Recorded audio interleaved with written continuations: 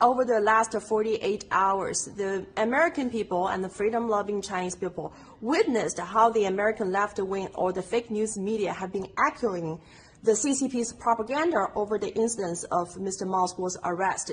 Everybody knows that on March 15th, the FBI sent over 100 agents who raided Mr. Mao's New York residence and handcuffed him and took him to court. As we speak now, Mr. Mao is still held in custody. And the CCP's propaganda and the so-called 5 Cents Army, they're celebrating Mr. Mao's arrest. And if you look at all the American mainstream media, they're repeating the false narratives published by the DOJ and the Southern District of New York. And we know that the DOJ and FBI have been politicized to persecute American conservative people. But we didn't know that they have also been weaponized by the Chinese Communist Party, trying to destroy Mr. Mao's life and all of us here at NFSC. NFSC was co-founded by Mr. Mao along with Mr. Steve K. Bannon on June 4, 2020. We're a global movement aimed at taking down the world's largest threat to humanity, that is the Chinese Communist Party.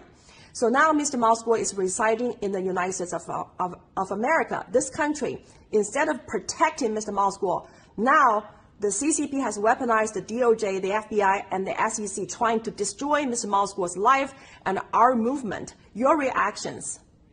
They realize that they are this close to being overthrown by the wonderful, beautiful Chinese people. For too long, the CCP has been the slave master to these wonderful, wonderful people in this beautiful country with a long history, tradition, and heritage. And I think that the one thing that the CCP is afraid of is one voice being able to speak out and spark a revolution. They realize that they're that close to being overthrown because when we, the people, are gathered together, we become the autonomous force that cannot be destroyed.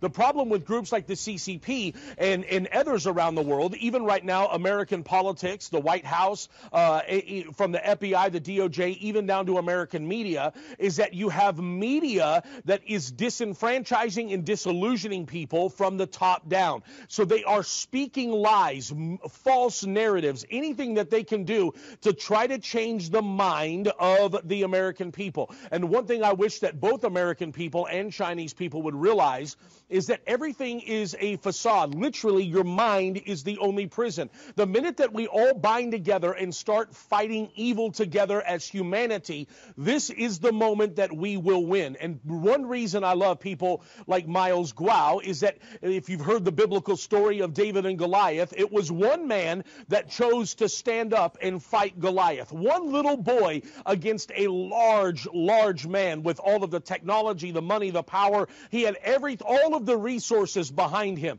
But David won the fight. And when he won the fight, it challenged everybody else behind him to come alongside of him and defeat the enemy. And I honestly believe that Americans and Chinese people, banded and bound together, could defeat the CCP and all of the evil that has crept into American politics. Ladies and gentlemen, I want to wake you up. You need to realize is that the CCP is holding our debt, American debt. They have become our slave master. Why is the CCP buying up all of the farmland in America? Why are they trying to buy up all of the ports? Because they want to own us as well. And we are one of the final groups that can rise up and fight this. And I honestly believe, even though I have not looked at any of the evidence or I have not sat down and studied the case, there's too many suspicious things about what happened to Miles Guo over the last few months for me to say that that's a coincidence. Why would the FBI